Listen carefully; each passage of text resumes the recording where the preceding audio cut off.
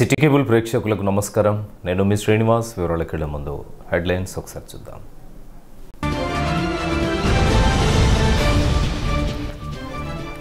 గురువారం ఉదయం 7 గంటల నుండి సాయంత్రం 5 గంటల వరకు జరగబోతున్న పెద్దపల్లి పార్లమెంట్ ఎన్నికల కోసం అంతా సిద్ధం. జిల్లా కలెక్టర్ దేవసేన వెల్లడి. ఈ పార్లమెంటులో అనివార్యమైన త్రిముఖ పోటీ. ప్రత్యేక కథనం.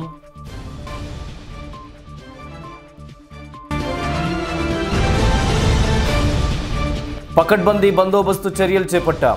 పార్లమెంటు ఎన్నికలను ప్రశాంతంగా నిర్వహించేలా కృషి చేస్తున్నాం. సిటీ న్యూస్తో పోలీస్ కమిషనర్ వి సత్యనారాయణ వెల్లడి.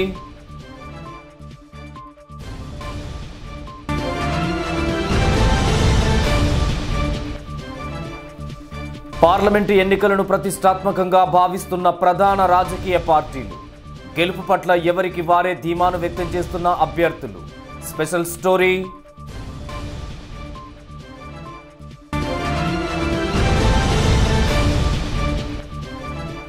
ఆగిపోయిన కేబుల్ టీవీ ప్రసారాలు. నిరసనకు దిగిన ఆపరేటర్లు.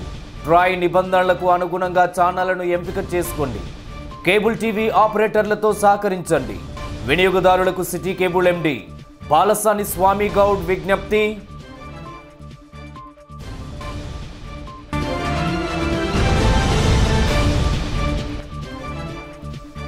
ఆర్జ్1 ఏరియా ఐఎన్టీసీ బ్రాంచ్ కమిటీ ఎన్నిక జాబితాను విడుదల చేసిన యూనియన్ ప్రధాన కార్యదర్శి జనక్ ప్రసాద్.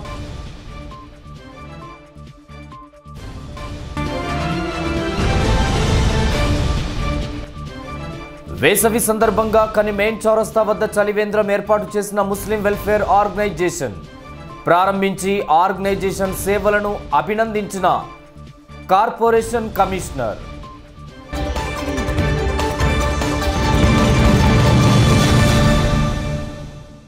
వివరాలు చూద్దాం. అంతా సిద్ధం. పార్లమెంట్ ఎన్నికల కోసం అన్ని విభాగాలు అలర్ట్ అయిపోయాయి. పెద్దపల్లి పార్లమెంట్ ఎన్నికలు పోలీసుల పర్యవేక్షణలో గురువారం ఉదయం 7 గంటల నుండి మొదలుకొని సాయంత్రం 5 గంటల వరకు కొనసాగనున్నాయి. ఈ పెద్దపల్లి పార్లమెంట్లో మొత్తం 7 అసెంబ్లీ స్థానాలు ఉండగా 14 లక్షల పైచిలుకు ఓటర్లు ఉన్నారు. అధికారుల అంచనాల ప్రకారం 6.5 లక్షల నుండి 7.5 లక్షల మంది ఓటర్లు తమ ఓటు హక్కును వినియోగించుకోనున్నారు. ఈ పెద్దపల్లి పార్లమెంటు పరిధిలో ఉన్న రామగుండం అసెంబ్లీ సెగ్మెంట్లో 2,09,000 మంది ఓటర్లు ఉండగా 1,50,000 వరకు ఇక్కడ పోలింగ్ శాతం జరిగే అవకాశం ఉన్నట్లుగా అధికారులు అంచనాలు వేస్తుండగా ఈ సెగ్మెంట్లలో కూడా అన్ని ఏర్పాట్లు పూర్తి చేశారు. అయితే ఓటు హక్కును వినియోగించుకోనున్న ప్రతి ఓటరు ఏదైనా గుర్తింపు కార్డుతో పాటు ఓటరు చీటీలను వెంబడి తెచ్చుకోవాలని ఈ పార్లమెంటు ప్రధాన అధికారి కలెక్టర్ దేవసేన సూచిస్తున్నారు. మొత్తంగా ముదిరిన ఎండల తీరును బట్టి ఓటింగ్ శాతం జరిగే అవకాశం స్పష్టంగా కనబడుతున్నాయి. ఎండలను దృష్టిలో పెట్టుకుని ప్రతి ఒక్కరు సమయ అనుకూలతను బట్టి నిర్ణీత సమయంలో తమ ఓటు హక్కును వినియోగించుకోవాల్సిన అవసరం ఉంది. ఇదిలా ఉండగా పెద్దపల్లి పార్లమెంట్లో విభిన్నమైన తీర్పు వెలువడబోతున్నట్లుగా పరిశీలకులు భావిస్తున్నారు. మొత్తం ఈ పార్లమెంటు పరిధిలో 17 మంది అభ్యర్థులు పోటీ పడుతున్నప్పటికీ ప్రధానంగా పెద్దపల్లి పార్లమెంట్లో త్రిముఖ పోటీ అనివార్యమైపోయింది. గత అసెంబ్లీ ఎన్నికల ఫలితాలు చూపించిన షాక్తో అందరికీ ఈవీఎం మిషన్లపై అనుమానం నెలకొన్న విషయం తెలిసిందే. అయితే ఇప్పుడు జరగబోతున్న పార్లమెంటు ఎన్నికల్లో అలాంటి పుకార్లు ఉండకపోవచ్చని అధికారులు స్పష్టం చేస్తున్నారు. దీంతో ఇక పెద్దపల్లి పార్లమెంటు ఫలితాలు నిజంగానే సంచలనం సృష్టించబోతున్నాయని పలువురు భావిస్తుండగా నెలకొన్న త్రిముఖ పోటీలో టీఆర్ఎస్ అభ్యర్థి వెంకటేష్ నేతకాని ముఖ్యమంత్రి కేసీఆర్కున్న ఇమేజ్పై భరోసా పెట్టుకోగా ఇక కాంగ్రెస్ అభ్యర్థి డాక్టర్ ఆగం చంద్రశేఖర్ ఆ పార్టీ అధినేత రాహుల్ గాంధీ ప్రస్తుతం ప్రవేశపెట్టిన నెలసరి 6,000 రూపాయల నగదు బదిలీపై నమ్మకంతో ఉండగా ఇక బీజేపీ అభ్యర్థి ఎస్ కుమార్ మాత్రం దేశంలో కొనసాగుతున్న నరేంద్ర మోడీ హవాతో పాటు స్థానికుడిగా తాను చేసిన ప్రజా పోరాటాలే గెలుపుకు నాంది కాగలవన్న ధీమాతో ఉన్నారు.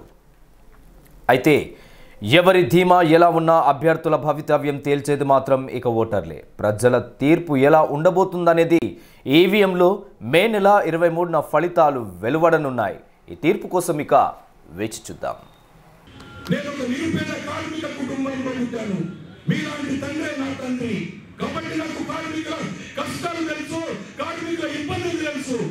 కాబట్టి ఒక్క అవకాశం ఇవ్వండి, ఆశీర్వదించండి. ఆశీర్వదించినట్లయితే ఇన్కమ్ ట్యాక్స్ సమస్య అనేటటువంటిది గౌరవ మాజీ పార్లమెంట్ సభ్యులు ఇక్కడ అసెంబ్లీలో తీర్మానం చేసి ఢిల్లీకి పంపారు కాబట్టి కేసీఆర్ గారి నాయకత్వంలో వారి మార్గనిర్దేశకంలో ఢిల్లీలో ఆదాయ పన్ను మినహాయింపు గురించి ప్రత్యేక చొరవ తీసుకుంటానని చెప్పేసి హామీనిస్తూ మరొకసారి నా సింగరేణి కార్మికులందరూ నన్ను ఆశీర్వదించండి. మీ తమ్ముళ్ళగా, మీ అన్నలాగా, మీ బిడ్డలాగా ఆశీర్వదించి రేపు రానున్నటువంటి పార్లమెంట్ ఎన్నికల్లో భారీ మెజారిటీతో గెలిపించాలని చెప్పేసి రెండు చేతులెత్తి మీ అందరికీ నమస్కారాలు తెలియజేస్తూ ముగిస్తున్నాను. జై తెలంగాణ, జై తెలంగాణ. పర్మనెంట్ ఉద్యోగాలు పర్మనెంట్ చేయడం, అదేవిధంగా ఎవరికైతే మనకు తల్లిదండ్రులు ఉంటే పిల్లలకు ఇచ్చే ఆ ఉద్యోగాలు ఇవ్వడం, తర్వాత మిగిలిన ఈరోజు ఇన్కమ్ ట్యాక్స్ కూడా లేబర్ కూడా వచ్చే లేబర్ డబ్బులకు కూడా ఇన్కమ్ ట్యాక్స్ వేస్తున్న పరిస్థితులు ఏవైతే ఉన్నాయో వీటిలన్నింటినీ కూడా నేను మీ గొంతుకనై పార్లమెంట్లో తప్పకుండా నేను పరిష్కారం చేస్తానని చెప్పేసి కూడా మీకు అందరికీ నేను వాగ్దానం చేస్తా ఉన్నా. కాబట్టి మిత్రులారా, మీకు ఈరోజు ఒకటే విషయం, అందరూ కలిసి ఈరోజు ఈ ప్రాంతంలో కాంగ్రెస్ పార్టీ రావాలని, గతంలో ఉన్న రీతిగానే ఈ ప్రాంతంలో వెంకటస్వామి గారు లాగా వెంకటస్వామి గారు చేసిన కార్యక్రమాలను అన్నింటినీ కూడా మళ్ళీ పునరావృతం చేయాలంటే దయచేసి ఈరోజు చేతి గుర్తుకు ఓటు నన్ను ఎంపీగా గెలిపించినట్లయితే ఆయన మార్చిపోయే విధంగా నేను పరిష్కారం చేస్తానని చెప్పేసి మీకు అందరూ కూడా తెలియజేసుకుంటున్నాను. పెద్దపల్లి పార్లమెంటు ప్రాంత ప్రజలకు, ముఖ్యంగా కోల్బెల్టు సింగరేణి ప్రాంత కార్మికులకు, ట్రేడ్ యూనియన్ నాయకులకు, వ్యాపారస్తులకు, యువకులకు, మేధావులకు, మహిళా మూర్తులందరూ కూడా పేరు పేరున నమస్కారం. మీరు చూస్తున్నారు, మరి ఈ ప్రాంతవాసిగా అధికారంలోకి రాబోతున్న నరేంద్ర మోడీ గారు నన్ను అభ్యర్థిగా ఇక్కడ నిలబెట్టడం జరిగింది. ఒక చరిత్ర సృష్టించాల్సిన అవసరం ఉన్నది. ఏది ప్రభుత్వం అయితే అధికారంలోకి రాబోతున్నదో, నరేంద్ర మోడీ గారి నాయకత్వంలో భారతీయ జనతా పార్టీ ప్రభుత్వం ఏర్పాటు చేయబోతున్నదో ఆ టీంలో నన్ను ఇక్కడ నుంచి పంపించండి. అరే బాగా చేశాము, మేము మంచి వ్యక్తిని ఎన్నుకున్నాము, మా బిడ్డోడు మాకు పనిచేస్తున్నాడు అని చెప్పని పేరు తెస్తా తప్ప మీరు ఓటేసిన వాళ్ళందరికీ కానీ నేను చెడు పేరు తీసుకురాను. అది నేను ఇస్తున్న హామీ. ఈ ప్రాంతంలో జరిగే అన్ని విషయాల పట్ల పూర్తి అవగాహన ఉన్న వ్యక్తిని. దయచేసి నన్ను ఆశీర్వదించండి. నేను మీ కుమారుగా మీకు ఎప్పటికీ మేలో ఉంటాను. నన్ను కడుపులో పెట్టుకోండి. ఇదే చౌరస్తాలో ఉంటాను, ఇదే జీఎంకాలో ఉంటాను, ఇదే బొగ్గుగాల మీద ఉంటాను. దయచేసి మీరు రేపు జరగబోయే ఎన్నికల్లో కమలం పువ్వు మీద ఓటేసి నన్ను ఢిల్లీకి పంపాల్సిందిగా, నరేంద్ర మోడీ గారి టీంలో భారతీయ జనతా పార్టీ ఏర్పడిపోయే ప్రభుత్వంలో నన్ను ఒక మెంబర్గా మీరు చూపించాలని, ఆశీర్వదించాలని మా పేరున ప్రతి ఒక్కరిని కోరుతున్నాను. గురువారం జరగనున్న పార్లమెంట్ ఎన్నికలను ప్రశాంతంగా నిర్వహించేలా పకడ్బందీ చర్యలు చేపడుతున్నట్లు Ramagundam police commissioner V Satyanarayana చెప్పారు. మావోయిస్టు ప్రభావిత ప్రాంతాలతో పాటు సమస్యాత్మక కేంద్రాల వద్ద ప్రత్యేక నిఘా వ్యవస్థను ఏర్పాటు చేసినట్టు తెలిపారు. కమిషనరేట్ పరిధిలో మొత్తం 3000 మంది సిబ్బంది ప్రత్యేక బలగాలతో ఎన్నికల బందోబస్తును నిర్వహిస్తున్నట్లు చెబుతున్న పోలీస్ కమిషనర్ వి సత్యనారాయణతో మా correspondent Pudar Kumar face to face. వరుసగా జరుగుతున్న ఎన్నికలను సమర్థవంతంగా ప్రశాంతంగా నిర్వహించేలా పకడ్బందీ చర్యలు చేపడుతున్నారు పోలీసులు. ఈ నేపథ్యంలో పార్లమెంటు ఎన్నికల కోసం చేపడుతున్న చర్యలపై మనతో మాట్లాడేందుకు రామగుండం పోలీస్ కమిషనర్ సత్యనారాయణ గారు సిద్ధంగా ఉన్నారు. మీరు చెప్పండి, పార్లమెంటు ఎన్నికల కోసం పోలీస్ శాఖ పరంగా ఎలాంటి బందోబస్తు చర్యలు చేపడుతున్నారు? సో పార్లమెంటరీ కాన్స్టిట్యుయెన్సీ పెద్దపల్లి, ఇది సీరియల్ నెంబర్ 2 SC రిజర్వ్డ్. దీంట్లో చెన్నూరు, బెల్లంపల్లి, మంచిర్యాల, రామగుండం, మంతని, పెద్దపల్లి, ధర్మపురి 7 అసెంబ్లీ కాన్స్టిట్యున్సీలు ఉన్నాయి. సుమారు 1835 పోలింగ్ కేంద్రాలు ఉన్నాయి. దీంట్లో 307 సమస్యాత్మకమైనవి, 98 మావోయిస్ట్ ఎఫెక్టెడ్. ఈ 98 కూడా భూపాలపల్లి, మంతని, ముత్తారం, అట్లాగే చెన్నూరు, కోటపల్లి, నీల్వాయ్, నిన్నేల్, దేవాపూర్లోనివి. వీటి కోసం సుమారు 3000 మందిని డిప్లాయ్ చేయడం జరిగింది. ఇప్పటికే 4 కంపెనీలు కేంద్ర పారామిలిటరీ బలగాలు ఇప్పటికే చేరుకున్నాయి. వాళ్ళు వివిధ వల్నరబిలిటీ సమస్యాత్మక ఏరియాల్లో కవాత్ చేస్తున్నారు, ఫ్లాగ్ మార్చ్ చేస్తున్నారు, రూట్ మార్చ్ చేస్తున్నారు. అట్లాగే మావోయిస్ట్ ఎఫెక్టెడ్ 98 పోలింగ్ సెంటర్స్లో ఎటువంటి అవాంతరాలు మావోయిస్ట్ పార్టీ తరపు నుంచి లేకుండా పూర్తి స్థాయిలో area dominations, road opening parties, dog squads, BD టీంలు, అట్లాగే స్పెషల్ టీంలు, క్విక్ రెస్పాన్స్ టీంలు, కౌంటర్ యాక్షన్ టీంలతో అంతా ఏరియా శానిటైజ్ చేయడం జరిగింది. సుమారు 7 రూట్ రెవెన్యూ మొబైల్స్లో వెళ్ళే ఈవీఎంస్కి భద్రతగా షాడో టీమ్ లాగా మేము వెళ్ళటం, ఆ యొక్క పోలింగ్ ప్రక్రియ పూర్తయ్యే వరకు మళ్ళీ సేఫ్టీగా స్ట్రాంగ్ రూములు చేర్చే వరకు పూర్తి స్థాయి బందోబస్తు ఏర్పాటు చేయడం జరిగింది. చెన్నూరు అండ్ మంచిర్యాల్ అట్లాగే బెల్లంపల్లి మంతనిలో ఈరోజు 4 గంటలకి ప్రచారం ముగుస్తుంది. పోలింగ్ కూడా ఆ రోజు 11వ తారీఖున 4 గంటలకు పూర్తవుతుంది. సో ఓవరాల్గా సీసీ కెమెరాలు అయితేనేమి, ఎస్ఎస్టీ టీంలు అయితే ఫ్లయింగ్ స్క్వాడ్లు, స్టాటిక్ సర్వేలెన్స్ టీమ్స్, అట్లాగే క్యూఆర్టీ టీంలు, స్పెషల్ స్ట్రైకింగ్ ఫోర్సులు అన్నిటితో కూడా ఎక్కడ అవాంఛనీయ సంఘటనలు జరగకుండా పూర్తి స్థాయిలో బందోబస్తు ఏర్పాటు చేయడం జరిగింది. పర్టికులర్గా సమస్యాత్మక ప్రాంతాలలో ఎలాంటి చర్యలు చేపడుతున్నారు? ముందు లాస్ట్ టైం జనరల్ అసెంబ్లీ ఎలక్షన్లో ఇన్సిడెంట్ ఫ్రీ అయింది, ఎక్కడ వైలెన్స్ రిపోర్ట్ కాలేదు. అయినప్పటికీ 4-5 ఎలక్షన్లు దృష్టిలో పెట్టుకుని గతంలో జరిగిన పొలిటికల్ వల్నరబిలిటీ కానీ, సెన్సిటివిటీ సున్నితత్వం ఎక్కడుంది, నెక్ టు నెక్ ఎక్కడుంది, ఆ ఏరియాని సుమారు 307 ఏరియాస్ని ఐడెంటిఫై చేయడం జరిగింది. వాటిని సీసీ కెమెరాలు పెట్టడంతో పాటు స్పెషల్ అబ్జర్వర్సు, ఆ లోన్ అయితే వెబ్ కాస్టింగ్, బయట కూడా సీసీ కెమెరాలు పెట్టడం జరిగింది. ఇప్పటికే చాలామంది రౌడీ షీటర్లని, పొలిటికల్ లీడర్స్ని అందరినీ అదుపులో తీసుకుని బైండ్ ఓవర్ చేయడం జరిగింది. యాజ్ వెల్ యాజ్ పాత కేసులన్నీ కూడా షార్ట్ షీట్ పెట్టి వాళ్ళ కోర్టులో కఠిన చర్యలు తీసుకోవడం జరిగింది. కఠిన చర్యలు తీసుకోవడానికి ఆల్రెడీ ట్రయల్స్ స్టార్ట్ అయినాయి. సో ఆ విధంగా అక్కడ ఎవరైతే వల్నరబిలిటీ సున్నిత సమస్యాత్మక గ్రామాలు ఉన్నాయో అందరిని కూడా ఏసీపీ అండ్ అబోవ్ ఏరియాని ఒక క్లస్టర్గా పెట్టి వాళ్ళని బందోబస్తుకి డిప్లాయ్ చేయడం జరిగింది. రాష్ట్ర సరిహద్దు ప్రాంతాన్ని కలిగి ఉన్న ప్రాంతంగా మావోయిస్టుల ప్రభావం గురించి ఏం చెప్తారు? మావోయిస్టులు జనరల్గా ప్రతిసారి ఈ బూటకపు ఎన్నికలు కాబట్టి బహిష్కరించండి అని పిలుపునివ్వటం గత చాలా ఎలక్షన్ల నుంచి చూస్తున్నాం. అయినప్పటికీ మా పోలీస్ తరపు నుంచి ఎన్ని ప్రివెంటివ్ స్టెప్స్, ప్రికాషనరీ మెజర్స్ తీసుకోవాలన్నీ తీసుకుంటున్నాం. లాస్ట్ జనరల్ ఎలక్షన్లో కూడా మావోయిస్ట్ ప్రభావిత ప్రాంతాల్లో ఉన్న పోలింగ్ కేంద్రాల్లో సుమారు 90% పైగా పోలింగ్ పర్సంటేజ్ శాతం నమోదు కాబడింది. ఇటీవల కూడా నేను స్వయంగా కొన్ని ఏరియాస్ని కూంబింగ్ ఆపరేషన్ చేపట్టడం జరిగింది. ఆ రిమోట్ విలేజెస్తో మాట్లాడడం జరిగింది. They are very complacent, they are very prepared. ప్రజాస్వామ్యంలో ఎన్నికలకు అనేవి చాలా ప్రాముఖ్యత ఉంది. ఎందుకంటే తన నేతల్ని వీళ్ళే ఎన్నుకునే ప్రక్రియ ఎన్నికలు. సో వాటిలో చురుగ్గా పాల్గొనేందుకు అందరు సమాయత్తం అవుతున్నారు. ఈ టైంలో కూడా ఏవైతే మంతని కాన్స్టిట్యున్సీ అవ్వచ్చు, బెల్లంపల్లి, చెన్నూరు, మంచిర్యాలలో కూడా మావోయిస్ట్ ప్రభావిత ప్రాంతాల్లో 90% పోలింగ్కి ఎక్కువగానే నమోదయ్యే అవకాశాలు ఉన్నాయి. దీనికోసం గ్రేహౌండ్స్, స్పెషల్ పార్టీలు, క్యూఆర్టీలు, ఆర్ఓపీలు, గచ్చిరోలి అండ్ బీజాపూర్ జిల్లా, భూపాలపల్లిలో జిల్లా కూడా పోలీస్ అధికారులు సంయుక్తంగా కోఆర్డినేషన్తో పూర్తి స్థాయిలో బందోబస్తు ఏర్పాటు చేయడం జరిగింది. డ్రోన్ పహారా కూడా కంటిన్యూ అవుతుంది. పోలింగ్ను ఉద్దేశించి ఫైనల్గా పొలిటికల్ పార్టీలకు కానీ ఓటర్లకు కానీ ఎలాంటి సూచనలు చేయదలుచుకున్నారు? ప్రజాస్వామ్యంలో మరియు భారతదేశంలో ఇంత పెద్దటి దేశంలో ప్రజాస్వామ్యం ఇన్నేళ్లుగా ఎటువంటి ప్రాబ్లం లేకుండా పరిడి వెళ్తుందంటే రాజ్యాంగం పట్ల మనకున్న గౌరవం. ఈ రాజ్యాంగం ప్రకారం మన నేతల్ని మనం ఎన్నుకునే ఈ యొక్క ఎన్నికల ప్రక్రియ చాలా ఉన్నతమైన ప్రక్రియ. సో దీంట్లో పాల్గొనే ప్రజలందరికీ ఎటువంటి ప్రలోభాలకి లోన్ చేయకుండా, వాళ్ళని ఎటువంటి భయభ్రాంతులు గురి చేయకుండా చూడాల్సిన బాధ్యత political parties as well as అక్కడ ఉన్న లీడర్స్, మా పోలీస్ది. సో పొలిటికల్ పార్టీస్ వాళ్ళు ప్రజాస్వామ్యత ఎటువంటి వాళ్ళు ప్రచారం చేసుకోవచ్చు, బట్ ఎదటి వాళ్ళని ఇబ్బంది పెట్టకూడదు. పర్టికులర్లీ ఓటర్స్ని ప్రలోభాలకు గురి చేయకుండా, వాళ్ళ భ్రాంతులు లేకుండా వాళ్ళ స్వేచ్ఛగా ఫ్రీ అండ్ ఫెయిర్ మేనర్లో వాళ్ళని ఓటు హక్కు వినియోగించడానికి అందరూ సహకరించాలి. ఒకవేళ వాళ్ళ దగ్గర నుంచి ఎటువంటి అవాంతరాలు కానీ ప్రత్యక్షంగా పరోక్షంగా ఎటువంటి ప్రభావం ఉన్నా చట్టపరంగా ఎలక్షన్ కమిషన్ రూల్స్కి అనుగుణంగా అట్లాగే ప్రజా ప్రాతినిధ్య చట్టం కింద వాళ్ళపై కఠిన చర్యలు తీసుకోవడం జరుగుతుంది. Thank you sir.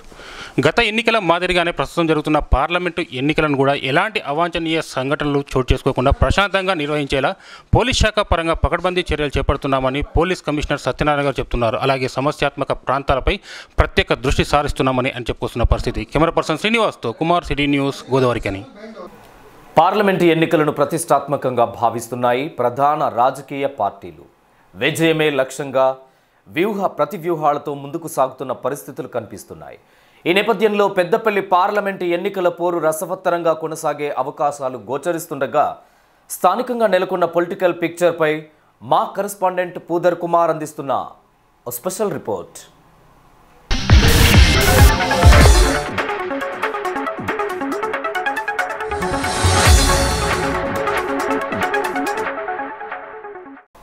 Peddapalli parliament స్థానానికి ఇప్పటి వరకు 14 సార్లు ఎన్నికలు జరగగా 9 సార్లు కాంగ్రెస్, 2 సార్లు టీడీపీ, ఒకసారి టీపీఎస్, గత ఎన్నికల్లో టీఆర్ఎస్ అభ్యర్థి విజయం సాధించారు. 15వ దఫాగా జరుగుతున్న ఈ ఎన్నికల్లో 27 మంది అభ్యర్థులు నామినేషన్లు వేయగా పరిశీలనలో 10 మంది నామినేషన్లు తిరస్కరణకు గురయ్యాయి. బరిలో 17 మంది అభ్యర్థులు ఉన్నప్పటికీ పోటీ ప్రధాన పార్టీల మధ్య కొనసాగే అవకాశాలు కనిపిస్తున్నాయి. గత ఎన్నికల్లో కాంగ్రెస్ అభ్యర్థి వివేక్పై టీఆర్ఎస్ అభ్యర్థి బాల్క సుమన్ 2,91,158 ఓట్ల మెజార్టీతో విజయం సాధించారు. ఈ మెజార్టీని మరింతగా పెంచి టీఆర్ఎస్ అభ్యర్థి వెంకటేష్ నేతను భారీ మెజార్టీతో గెలిపించి సీఎం కేసీఆర్ వద్ద మెప్పు పొందాలనే ఆలోచనతో స్థానిక టీఆర్ఎస్ నాయకులు పావులు కదుపుతున్నారు. ఇదే క్రమంలో జాతీయ స్థాయిలో జరిగే ఎన్నికలకు ప్రాంతీయ పార్టీ అయిన టీఆర్ఎస్కు పెద్దగా సంబంధం లేదని, గరీబీ హఠావో నినాదంతో ఎన్నికల బరిలో నిలుస్తున్న కాంగ్రెస్కు ఓటు వేస్తేనే ఓటు సార్థకమవుతుందని ప్రచారం చేస్తూ కాంగ్రెస్ నాయకులు కూడా తమ అభ్యర్థి డాక్టర్ చంద్రశేఖర్ విజయానికి విస్తృత ప్రచారాన్ని నిర్వహిస్తున్నారు. ఇక బీజేపీ మాత్రమే స్థానికుడైన ఎస్ కుమార్కు టికెట్ను కేటాయించడం అనుకూల పరిణామంగా భావిస్తూ స్థానికత అంశంతో పాటు సుస్థిర పాలన, శక్తివంతమైన భారత్ నిర్మాణం కోసం మోదీ చేస్తున్న కృషిని ప్రజల్లోకి తీసుకెళ్లి వారి మద్దతును కూడగట్టుకునే పనిలో భారతీయ జనతా పార్టీ నేతలు నిమగ్నమయ్యారు. ఇక టీఆర్ఎస్, కాంగ్రెస్ అభ్యర్థులు ఇరువురు ఈ ప్రాంతానికి కొత్త ముఖాలు కావడం, బీజేపీ అభ్యర్థి ఎస్ కుమార్ ఎంపీగా పోటీ చేస్తుండడం మొదటిసారైనప్పటికీ స్థానికుడు కావడంతో ప్రజల ఆదరణ ఎటువైపు ఉంటుంది అనే అంశం అందరినీ ఆసక్తికి గురిచేస్తుంది. 5 సార్లు ఎమ్మెల్యేగా, 2 సార్లు మంత్రిగా పనిచేసిన రాజకీయ అనుభవాన్ని కలిగి ఉండడం కాంగ్రెస్ అభ్యర్థి డాక్టర్ చంద్రశేఖర్కు లాభిస్తుందని హస్తం పార్టీ శ్రేణులు అంచనా వేస్తుండగా టీఆర్ఎస్ అధినేత కేసీఆర్ చరిష్మానే తెరాస అభ్యర్థి వెంకటేష్ను గట్టెక్కిస్తుందని గులాబీ శ్రేణులు భావిస్తున్నారు. ఇక స్థానికత అంశం బీజేపీ అభ్యర్థి ఎస్ కుమార్కు కలిసొస్తుందనే అభిప్రాయం కమలం పార్టీ శ్రేణుల నుండి వ్యక్తమవుతుంది. అయితే మాజీ ఎంపీ వివేక్కు టికెట్ కల్పిస్తామని చెప్పి చివరి నిమిషంలో టీఆర్ఎస్ మొండి చేయి చూపడం ఊహించని వ్యక్తిని, అది కూడా గత అసెంబ్లీ ఎన్నికల్లో కాంగ్రెస్ అభ్యర్థిగా పోటీ చేసిన వ్యక్తిని తెరపైకి తీసుకువచ్చి ఎన్నికల బరిలో నిలపడం టీఆర్ఎస్ను ఒకంత ఎరకాటంలో పడేసే అవకాశాలు లేకపోలేదన్న అభిప్రాయాలు కూడా వ్యక్తమవుతున్నాయి. పెద్దపల్లి పార్లమెంటు పరిధిలోని 7 అసెంబ్లీ నియోజకవర్గాల్లో 5 నియోజకవర్గాలు కోల్బెల్ట్ ప్రాంతంలోనే ఉండడంతో ఇక్కడ అభ్యర్థుల గెలుపు ఓటములలో సింగరేణి కార్మికులే కీలక భూమికను పోషించనున్నారు. ప్రమాదకర పరిస్థితుల్లో విధులను నిర్వహిస్తూ దేశ సైనికులతో సమానంగా కీర్తించబడుతున్న సింగరేణి కార్మికులకు ఇన్కమ్ ట్యాక్స్ రద్దు చేయాలనే డిమాండ్ దశాబ్దాల కాలంగా ఎన్నికల హామీలకే పరిమితమవుతూ వస్తుంది. ఈ నేపథ్యంలో సింగరేణి కార్మికులకు ఇన్కమ్ ట్యాక్స్ రద్దు, నూతన గనులు, పరిశ్రమల ఏర్పాటుతో ఉద్యోగ ఉపాధి అవకాశాలను మెరుగుపరచడం, కాంట్రాక్టు కార్మికుల కష్ట నష్టాలను కడతీర్చడం, స్థానికంగా మెడికల్ కళాశాలను నెలకొల్పడం, సాగు, త్రాగునీటి సమస్యల పరిష్కారం లాంటి అంశాలు అభ్యర్థుల గెలుపును ప్రభావితం చేసే ప్రధాన అంశాలుగా చెప్పవచ్చు. దాదాపుగా ఇవే అంశాలను అస్త్రాలుగా ఎంచుకొని అభ్యర్థులందరూ హోరాహోరీగా ప్రచారాన్ని నిర్వహించిన పరిస్థితులు కనిపిస్తున్నాయి. మొత్తంగా పెద్దపల్లి పార్లమెంటు స్థానంలో త్రిముఖ పోటీ నెలకొని ఉన్నప్పటికీ విజయమే లక్ష్యంగా ప్రధాన రాజకీయ పార్టీలు చేస్తున్న ప్రయత్నాలు అంతిమంగా ఎలాంటి ఫలితాన్ని అందిస్తాయో వేచి చూడాలి. ఐఎన్టీసీ అనుబంధ Singareni coal mines labour union RG one area ఉపాధ్యక్షునిగా ధర్మపురి నియమితులైనట్లు యూనియన్ ప్రధాన కార్యదర్శి జనక్ ప్రసాద్ ప్రకటించారు.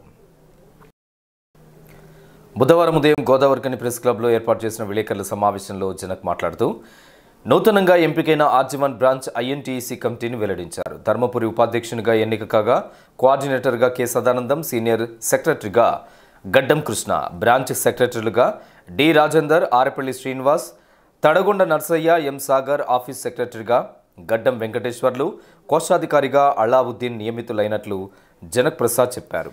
పార్లమెంటు ఎన్నికల తర్వాత యూనియన్ పరంగా సింగరేణి కార్మికుల సమస్యలపై సీరియస్గా దృష్టి సారిస్తామని, వారంలో 3 రోజులు గనులపైనే పర్యటిస్తామని ప్రకటించారు. SCML union, Singareni calorie staff and workers union merge అయిన తర్వాత పోయిన నెల 22వ తారీఖున మేము సెంట్రల్ ఎగ్జిక్యూటివ్ కమిటీ మీటింగ్ పెట్టుకోవడం జరిగింది. దాంట్లో కొన్ని ఇంపార్టెంట్ నిర్ణయాలు తీసుకున్నాం. వాటిలో భాగంగా 11 ఏరియాల్లో SCML యూనియన్ INTUC కొత్త కమిటీలు వేయాలని, వాటిలో భాగంగానే బెల్లంపల్లిలో కమిటీ వేయడం జరిగింది, మందమర్రి కమిటీ వేయడం జరిగింది. అదేవిధంగా RG1లో INTUC సంబంధించిన కమిటీని ఈరోజు ప్రకటిస్తున్నాం. అధ్యక్షులు P. ధర్మపురి గారు, కోఆర్డినేటర్గా K. సదానందం గారు, సీనియర్ కార్యదర్శిగా గడ్డం కృష్ణ గారు, బ్రాంచ్ కార్యదర్శులుగా D. రాజేందర్, ఆరేపల్లి శ్రీనివాస్, తాడబైన నర్సయ్య, తడగొండ నర్సయ్య, N. సాగర్, అదేవిధంగా మా ఆఫీస్ కార్యదర్శిగా గడ్డం వెంకటేశ్వర్ని నియమించడం జరిగింది.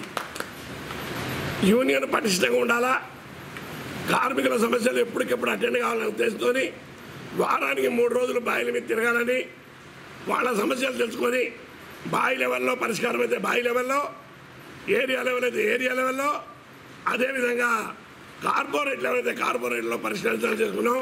దయచేసి ఈ కమిటీ మేనేజ్మెంట్ కానీ, యూనియన్ కానీ, pit management, area management, corporate management సహకరించాలని అభ్యర్థిస్తున్నాం. విలేకరుల సమావేశంలో INTC నాయకులు నరసింహారెడ్డి, బడికల రాజలింగం, ధర్మపురి, విజయమోహన్, వడ్డపల్లి దాస్, సదానందం, గడ్డం కృష్ణ, నర్సయ్య, లింగమూర్తి, గడ్డం వెంకటేశ్వర్లు, మార్కండేయ, తాటి రాజయ్య, కులిపాక బాపు, రాజయ్య, శ్రీనివాస్ తదితరులు పాల్గొన్నారు. సామాజిక సేవా కార్యక్రమాలలో ప్రతి ఒక్కరూ భాగస్వాములు కావాలని Ramagundam municipal corporation commissioner Bonagiri Srinivasarao సూచించారు. వేసవికాలం నేపథ్యంలో ప్రజల దాహార్తిని తీర్చేందుకు గోదావరికని ముస్లిం వెల్ఫేర్ ఆర్గనైజేషన్ ఆధ్వర్యంలో స్థానిక మెయిన్ చౌరస్తా వద్ద ఏర్పాటు చేసిన చలివేంద్రాన్ని బుధవారం కార్పొరేషన్ కమిషనర్ శ్రీనివాసరావు ప్రారంభించారు. ఈ సందర్భంగా కమిషనర్ మాట్లాడుతూ ముస్లిం వెల్ఫేర్ ఆర్గనైజేషన్ నిర్వహిస్తున్న సామాజిక సేవా కార్యక్రమాలను ప్రశంసించారు. వేసవి నేపథ్యంలో ప్రజల దాహార్తిని తీర్చేలా చలివేంద్రం ఏర్పాటు చేయడం అభినందనీయమని కమిషనర్ శ్రీనివాసరావుతో పాటు HMS ప్రధాన కార్యదర్శి రియాజ్ అహ్మద్, కాంగ్రెస్ నాయకులు మాంకాలి స్వామి పేర్కొన్నారు. చారిటీ ఆర్గనైజేషన్ ఆధ్వర్యంలో ఈరోజు స్థానిక గాంధీ చౌరస్తాలో చలివేంద్రాన్ని ఓపెనింగ్ చేయటం చాలా అదృష్టంగా భావిస్తున్నాను. ప్రభుత్వం ఆదేశాల ప్రకారం, తర్వాత న్యాచురల్ జస్టిస్ ప్రకారం కూడా ఎండాకాలంలో మున్సిపల్ కార్పొరేషనే అందరికీ నీటిని అందుబాటులో ఉంచాలి. వడదెబ్బ లాంటి అపాయాలు లేకుండా నివారించాల్సిన అవసరం ఉంది. ఇప్పటికే సుమారు 10 నుంచి 20 మధ్యలో చలివేంద్రాలకి నీటి సరఫరా మున్సిపల్ కార్పొరేషన్ ఆధ్వర్యంలో చేయడం జరుగుతుంది. ఇంకా ఎక్కువ సంఖ్యలో కూడా చలివేంద్రాలను పెట్టమని నాన్ గవర్నమెంటల్ ఆర్గనైజేషన్స్ని, చారిటబుల్ ఆర్గనైజేషన్, ఫిలాంథ్రఫిక్ పర్సన్స్ని కోరటం జరిగింది. అంతేకాకుండా కొందరిని అంబలి కేంద్రాలు అట్లాంటి కార్యక్రమాల్ని కూడా చేయమని చెప్పడం జరిగింది. ముస్లిం చారిటీ వెల్ఫేర్ అసోసియేషన్ వారి ఇట్లాంటి మహోన్నతమైనటువంటి కార్యక్రమాల్ని మరెన్నో కూడా టేకప్ చేయాలని నేను ఆశిస్తున్నాను. రానున్న వర్షాకాలంలో వారు స్మృతివనాన్ని కూడా స్థానిక ముస్లిం గ్రేవ్ యార్డ్లో కూడా టేకప్ చేయాలని వారిని హృదయపూర్వకంగా కోరి, ఇట్లాంటి కార్యక్రమాల్లో మీకు మా సహాయ సహకారాలు ఎప్పుడు ఉంటాయని మున్సిపల్ కార్పొరేషన్ తరఫున తెలుపుతున్నాను. ముదిరినాయి, రోడ్డు మీద తిరిగే జనాలు ఎక్కువ ఉన్నారు. ప్రభుత్వం ఎంతైతే చేయాలో అంత చేయలేకపోతుంది.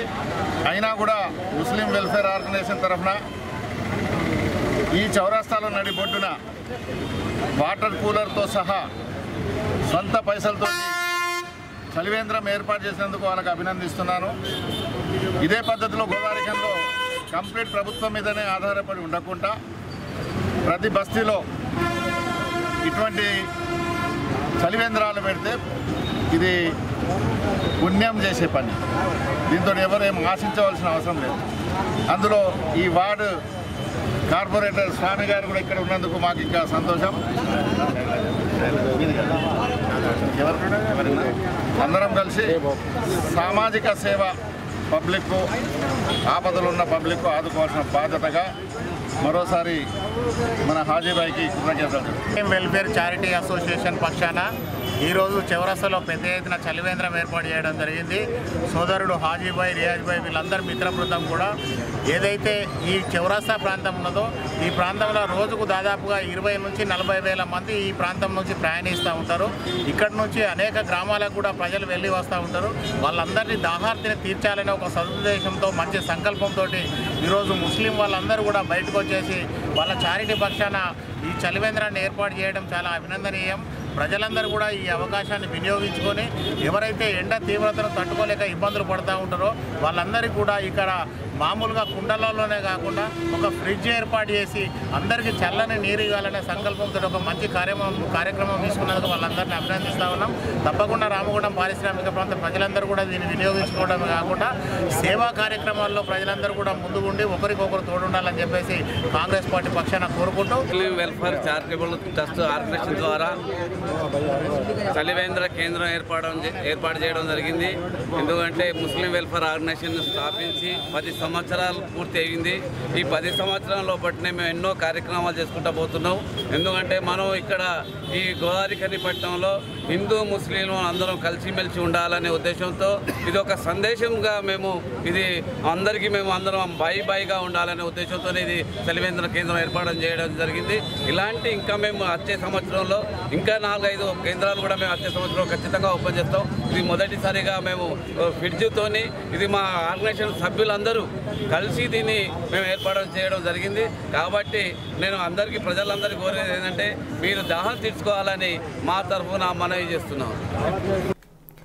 ఆర్గనైజేషన్ అధ్యక్షులు షేక్ హజీ అలీ ఆధ్వర్యంలో జరిగిన కార్యక్రమంలో నాయకులు బొమ్మక రాజేష్, బాబుమియా, షరీఫ్, మీర్ జాకీర్, షేక్ బాజీ, సయ్యద్ జానీ, ఎస్కే తాజుద్దీన్, ఎండి మున్వర్, సయ్యద్ మోయిన్, రియాజ్ బేగ్, హమీద్, నయీం, హుస్సేన్, గౌస్, మొబీన్ తదితరులు పాల్గొన్నారు.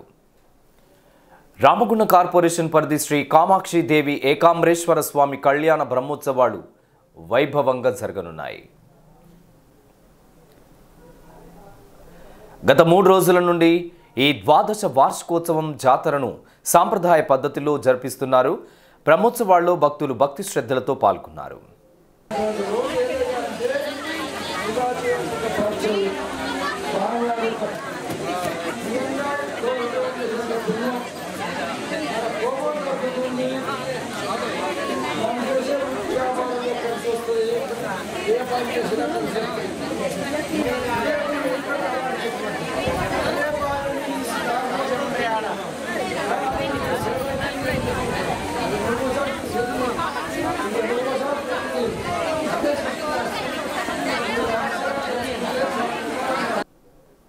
అయితే ఈ బ్రహ్మోత్సవాల ప్రాధాన్యతను వేద పండితులు వివరించారు. గుళ్ళ జనగామ గ్రామంలో దాదాపు 700 సంవత్సరాల క్రితం శ్రీ కామాక్షి అనే పేరు కలిగినటువంటి విగ్రహం ఈ దేవాలయం ఇక్కడ ఉండేది.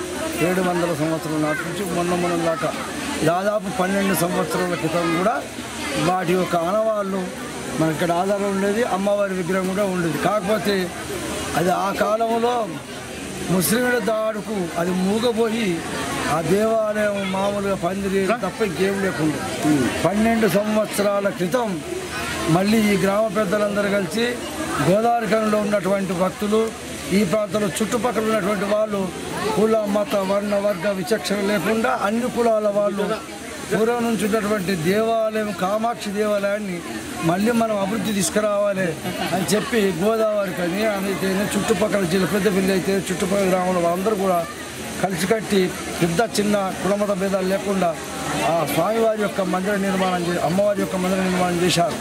ఈ అమ్మవారి పేరు కామాక్షి దేవాలయం. కామాక్షి అనే పేరు ఎందుకు వచ్చిందంటే అమ్మవారి యొక్క కళ్ళు ఎట్లుందంటే భక్తుల యొక్క కోరికలను తీర్చేటువంటి కళ్ళు కలిగినటువంటి మహాతల్లి జగజ్జనని కనుక కామాక్షి అనే పేరు వచ్చింది. కామాక్షి అనే పేరు ఎందుకు వచ్చింది అంటే పూర్వం ఒకప్పుడు పార్వతీ పరమేశ్వరుడు వాళ్ళిద్దరు సరసమాడేటప్పుడు ఆ పార్వతీదేవి స్వామివారి యొక్క కళ్ళు మూసినప్పుడు 3వ నేత్రం మీద చేయబడి అప్పుడు వెంటనే ఆ అమ్మ పార్వతీదేవి నీలం వర్ణంలో కనిపించింది. ఇంత పని చేసావమ్మా, సరసానికైనా ధ్యానంలో కూర్చున్నప్పుడు నా కన్నును మూడు అవసరమా? ఇప్పుడు ఆ శాప ప్రభావం ఆ మూడో కన్ను మీద నేత్రం మీద దృష్టి పడిన చేయబడిన ద్వారా నువ్వు నీలవర్ణం అయిపోయావు కనుక అది తప్పదు, ఆ శాప ప్రభావం. మరి ఏం చేయాలి ఇప్పుడు? నాకు ఈ నీలవర్ణం దేహం పోవాలంటే ఏం చేయాలి అంటే ఈ రోజు నుంచి నువ్వు కంచికి వెళ్ళు, కంచిలో ధ్యానం చేసుకుంటూ కూర్చో, కలియుగంలోనూ కామాక్షి అనే పేరుతో భక్తులను అనుగ్రహిస్తూ ఉండు అని చెప్పి ఆ రోజు శివుడు పార్వతీదేవి బ్రతిలాడితే దానికి శాప విమోచనం లేదంటే ఆ రోజు ఆయన చెప్పాడు. ఆ తర్వాత కంచి కామాక్షిలో చేరుకొని మామిడి చెట్టు కింద కూర్చుండి ధ్యానం చేస్తుంది, ఒకటే మామిడి చెట్టు. అక్కడ శివుడు ప్రత్యక్షమై నీకేం వరం కావాలో కోరుకున్నాడంటే, నన్ను ఒక్కదాన్ని పంపించావు కలియుగానికి, భక్తులు ఎవరైనా కరుణించాలంటే నేను ఒక్కదాని ఉంటే లాభం, నాతో కూడా మీరు కూడా ఉండాలి, నేను ఉండాలంటే నన్ను నువ్వు కళ్యాణం చేసుకోవాలి. అవి ఇప్పుడు నా పేరు కామాక్షి, భక్తులను కరుణించేది అది. అవును, కామాక్షిగా ఈ రోజు నుంచి నువ్వు పిలువబడతావు. మరి ఉగాది నుండి 3 రోజులు ఉగాది ఉత్సవాలు, ఆ తర్వాత తదయా నుండి మొదలుకొని ఇప్పటి వరకు కూడా మరి ఈ రోజు వరకు కూడా అమ్మవారి యొక్క కామాక్షిదేవి ఏకాదశిగా బ్రహ్మోత్సవాల కార్యక్రమం మరి ఆ యొక్క ఆలయ కమిటీ ద్వారా మరి భక్తుల అందరి భక్త సహకారంతో ఈరోజు చాలా బ్రహ్మాండంగా కూడా నిర్వహించడం జరుగుతుంది. మరి చాలా విశేషమైన పూజా కార్యక్రమం కూడా ఈరోజు జరుపుకోవడం జరిగింది. కళ్యాణంలో భాగంగా ఉదయము స్వామివారి ఎదుర్కోలు కార్యక్రమము, ఆ తర్వాత కళ్యాణము, నాగవల్లి కార్యక్రమాలు, 3 రోజుల నుండి కూడా హోమాది కార్యక్రమాలు, మండపాది పూజలు అన్నీ కూడా నిర్వహించడం జరుగుతుంది. మరి ప్రతినిత్యం కూడా అన్నదాన కార్యక్రమాలు కూడా మరి నిర్వహించుకోవడం జరుగుతుంది. చాలా పవిత్రమైనటువంటి దేవాలయంలో ఈ బ్రహ్మోత్సవాల గారు ప్రతి నిత్యము కూడా మరి ఉత్సవాల్లాగా కార్యక్రమాలు కూడా నిర్వహించడం జరుగుతుంది. మరి అతి ప్రాచీనమైనటువంటి కొన్ని వందల సంవత్సరాలు చరిత్ర ఉన్నటువంటి యొక్క కామాక్షిదేవి మహమ్మాయి దేవిగా కూడా మరి పేరుగాంచినటువంటి అమ్మవారు కేవలము విశ్వబ్రాహ్మణులే గారు యావత్ శివానికి ప్రతిగా ఉన్నటువంటి అమ్మవారు అందరికీ కూడా మరి కోరికలు మరి తీర్చే బంగారు తల్లిగా కూడా ఆ యొక్క పూజ అందుకున్నటువంటి తల్లి అందరికీ కూడా కోరికలు కూడా తీరుస్తూ ఉంటుంది. ఈ కళ్యాణంలో పాల్గొన్నటువంటి భక్తులందరికీ కూడా ఆ యొక్క కామాక్షి ఏకామరేశ్వర మహమ్మాయి కృపాకటాక్ష రేవులా ఉండాలని కోరుకుంటూ